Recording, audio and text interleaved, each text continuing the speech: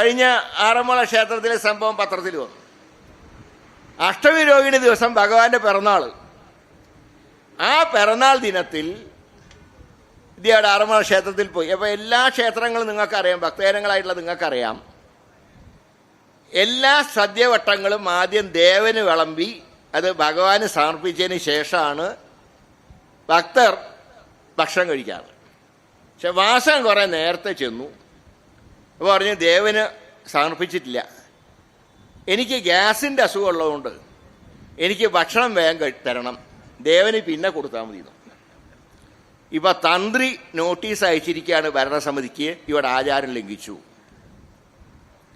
അപ്പം ആചാര ലംഘനം തുടർന്ന് നടന്നുകൊണ്ടിരിക്കുകയാണ്. ഇവിടെ അയ്യപ്പ സംഗമം നടത്തിയതിൻ്റെ ബുദ്ധി കേന്ദ്രം വാസവനായിരുന്നു. എന്തൊരു ബുദ്ധിയായിരുന്നു അറിയോ? ആ ബുദ്ധി കൂടി പോയതുകൊണ്ടാണല്ലോ അദ്ദേഹത്തിന് വിഗ് വയ്ക്കേണ്ടി വന്നു. ഞാൻ പേഴ്സണലായിട്ട് പറയല്ല. അത് എന്തിനാ അയ്യപ്പ സംഗമം നടത്തിയത്? 2019 സംഭവങ്ങൾ ഭാവിയിൽ ദോഷമുണ്ടാവാതിരിക്കാൻ ആണ് സംഗമം നടത്തിയത്. പ്രതിപക്ഷ നേതാവിനെ ക്ഷണിച്ചു. അതിനു മുമ്പ് വാസവൻ തന്നെ നേരിട്ട് ചെന്നൈയിൽ പോയി അവിടുത്തെ മുഖ്യമന്ത്രി സ്റ്റാലിനെ ക്ഷണിച്ചു സംഗമത്തിൽ പങ്കെടുക്കാൻ. ഞങ്ങൾ അന്ന് ചോദിച്ച ചോദ്യം, സ്റ്റാലിനെ വിളിച്ചോ കുഴപ്പമൊന്നുമില്ല, അത് ഇന്ത്യ സഖ്യത്തിൻ്റെ മുഖ്യമന്ത്രിയാണല്ലോ, പക്ഷെ അത് ദൈവവിശ്വാസിയല്ല. എന്നാൽ അമ്പലത്തിൽ പോകുന്ന 3 മുഖ്യമന്ത്രിമാർ കോൺഗ്രസിനുണ്ട്. തൊട്ടടുത്ത കർണാടക മുഖ്യമന്ത്രി സിദ്ധരാമയ്യ, തെലങ്കാന മുഖ്യമന്ത്രി രേവന്ത് റെഡ്ഡി, ക്ഷേത്രങ്ങളുടെ നാടായി ഹിമാചൽ പ്രദേശിൻ്റെ മുഖ്യമന്ത്രി സുഖ്ദേവ് സിംഗ് സുഖു, ഇവരൊക്കെ കോൺഗ്രസ്സുകാരാണ്, ഭക്തരാണ്. നിങ്ങളെന്താ അവരെ വിളിക്കാഞ്ഞത്?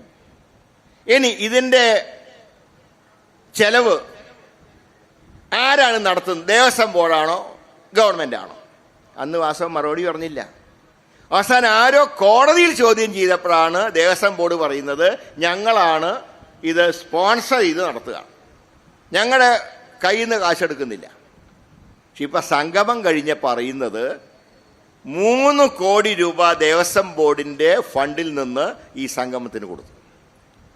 ഇപ്പം പ്രശാന്ത് പറയുന്ന ന്യായീകരണം, സ്പോൺസർമാരെ ശരിയാവാത്തത് കൊണ്ടാണ് ഞങ്ങൾ തൽക്കാലം ഫണ്ടിൽ നിന്ന് എടുത്ത് ചെലവഴിച്ചത്, പക്ഷേ സ്പോൺസർമാർ ഫണ്ട് തന്നാൽ ഞങ്ങൾ ഇത് തിരികെ ദേവസ്വത്തിലേക്ക് അടയ്ക്കും. ഞാൻ ചോദിക്കുന്നത്, 8 നിലയ്ക്ക് പൊട്ടിയ ഒരു സംഗമത്തിൽ ഇനി ആരാ സ്പോൺസർ ചെയ്യാൻ പോകുന്നത്? അങ്ങനെ സ്പോൺസർമാരെ കിട്ടിയില്ലെങ്കിൽ ഈ തുകയ്ക്ക് നിങ്ങൾ ഹൈക്കോടതിയിൽ സമാധാനം പറയണ്ടേ? ഇപ്പം കഴിഞ്ഞ ദിവസം ഒരു പത്രത്തിലെ വാർത്ത കണ്ടു. അത് വാസവനാണ് അതിന് മറുപടി പറയേണ്ടത്. 79 കോടി നഷ്ടത്തിൽ പ്രവർത്തിക്കുന്ന കേരള ബാങ്കിൽ നിന്ന് 1 കോടി രൂപ ഈ അയ്യപ്പ സംഗമത്തിന് നൽകി എന്നൊരു വാർത്ത പുറത്തു വന്നിട്ടുണ്ട്. അതിൻ്റെ സത്യസ്ഥിതി പറയേണ്ടത് വാസവൻ. അങ്ങനെ കൊടുത്തിട്ടുണ്ടെങ്കിൽ റിസർവ് ബാങ്കിൻ്റെ പിടിവീഴും. അങ്ങനെ കൊടുത്തിട്ടുണ്ടെങ്കിൽ ചെയ്യാൻ പാടില്ല. കാരണം അതിപ്പോൾ ഏതാണ്ട് നാഷണലൈസ്ഡ് ബാങ്കുകളുടെ സ്റ്റാറ്റസാണ് കേരള ബാങ്ക്. ഇപ്പം നാഷണലൈസ്ഡ് ബാങ്കുകളുടെ യോഗം, ഞാൻ MP ആയിരുന്നപ്പോൾ ആ യോഗം കൂടുമ്പോൾ അതിൽ കേരള ബാങ്കിൻ്റെ പ്രതിനിധികളും വരാറുണ്ട്. കേരള ബാങ്ക് കേരള സർക്കാരിൻ്റെ നിയന്ത്രണത്തിലല്ല, റിസർവ് ബാങ്കിൻ്റെ നിയന്ത്രണത്തിലാണ്. 1 കോടി കൊടുത്തോ ഇല്ലേ എന്നുള്ളതിനെ കുറിച്ച് വാസവൻ മറുപടി പറയണം. അപ്പം ഇങ്ങനെയൊക്കെ സംഗമം നടത്തി 8 നിലയ്ക്ക് പൊട്ടി. VD സതീശനെ ക്ഷണിക്കാൻ വന്നപ്പോൾ അദ്ദേഹം 3 നിബന്ധനകൾ മുന്നോട്ട് വെച്ചു. ഒന്ന്, നേരത്തെ ഉദ്ഘാടന പ്രസംഗത്തിൽ ശ്രീ തിരുവഞ്ചൂര് പറഞ്ഞ പോലെ 2 യുവതികളെ പുരുഷവേഷം കെട്ടിച്ച് സന്നിധാനത്തിൽ കൊണ്ടുപോയി ഭക്തജനങ്ങളുടെ വികാരങ്ങളെ മുറിവേൽപ്പിച്ചതിന് പിണറായി വിജയൻ ഭക്തജനങ്ങളോട് മാപ്പ് ചോദിക്കണം. 2, പിണറായി സർക്കാരിൻ്റെ കാലത്ത് യുവതീ പ്രവേശനം വിരോധമില്ല എന്ന് കൊടുത്ത സത്യവാങ്മൂലം പിൻവലിച്ച് ശ്രീമാൻ ഉമ്മൻചാണ്ടിയുടെ കാലത്ത് കൊടുത്ത യുവതീ പ്രവേശനം നിഷിദ്ധമാണ് എന്ന ആ സത്യവാങ്മൂലം പുനഃസ്ഥാപിക്കണം. അന്നെടുത്ത എല്ലാ കേസുകളും പിൻവലിക്കണം. അന്ന് തിരുവനന്തപുരത്തും പത്തനംതിട്ടയിലേക്ക് പദയാത്ര നയിച്ച എൻ്റെ പേരിൽ കേസ് ഇപ്പോഴും ഉണ്ട്. ആ ജാഥയ്ക്ക് അഭിവാദ്യം അർപ്പിക്കാൻ വന്ന ഉമ്മൻചാണ്ടിക്കെതിരായിട്ടുള്ള കേസ് ഇപ്പോഴും നിലവിലുണ്ട്. അദ്ദേഹം മരിച്ചിട്ട് 2 കൊല്ലമായി. NSSന്റെ നാമജപ ഘോഷയാത്രയിൽ പങ്കെടുത്ത ഭക്തജനങ്ങളുടെ പേരിലുള്ള കേസുകൾ പിൻവലിക്കണം. അത് രണ്ടാമത്തെ നിബന്ധന. അപ്പോൾ സത്യവാങ്മൂലത്തിൻ്റെ ഒന്ന് മാപ്പ് പറയേണ്ട വിഷയം, കേസ് പിൻവലിക്കുക. ഈ 3 കാര്യങ്ങളിലും അനുകൂല തീരുമാനം നിങ്ങളെടുത്താൽ ഞങ്ങൾ പങ്കെടുക്കാം.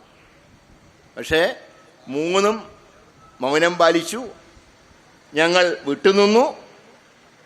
ആ യോഗത്തിൽ മുഖ്യമന്ത്രി വലിയ ഭഗവത്ഗീതയൊക്കെ എടുത്ത് ഉദ്ധരിച്ചു. യോഗി ആദിത്യനാഥിൻ്റെ സന്ദേശം ഈ വാസവൻ വായിച്ചു. അദ്ദേഹം എനിക്ക് പൗരത്വ ഭേദഗതി നിയമത്തിനെതിരായി ഞങ്ങൾ രണ്ടുപേരും ഒരു വേദിയിലുണ്ടായിരുന്നു കോട്ടയത്ത്. ഞാനത് MP, അദ്ദേഹം പാർട്ടി സെക്രട്ടറിയാണ്. അദ്ദേഹം പറഞ്ഞു, മറ്റേ ഒരു വിഭാഗം മതത്തിൽപ്പെട്ടവരെ ഈ സമൂഹത്തിൽ നിന്ന് തുടച്ചു നീക്കുന്ന RSSനെതിരെ പോരാട്ടത്തിൽ എൻ്റെ പാർട്ടി മുമ്പിലുണ്ടാവും എന്ന് പറഞ്ഞു. എന്നിട്ടാണ് ആ RSSൻ്റെ നേതാവായിട്ടുള്ള യോഗി ആദിത്യനാഥിൻ്റെ അദ്ദേഹത്തിൻ്റെ സന്ദേശം വായിച്ച് വാസവനും പുളകം കൊണ്ടു, പിണറായിയും പുളകം കൊണ്ടു.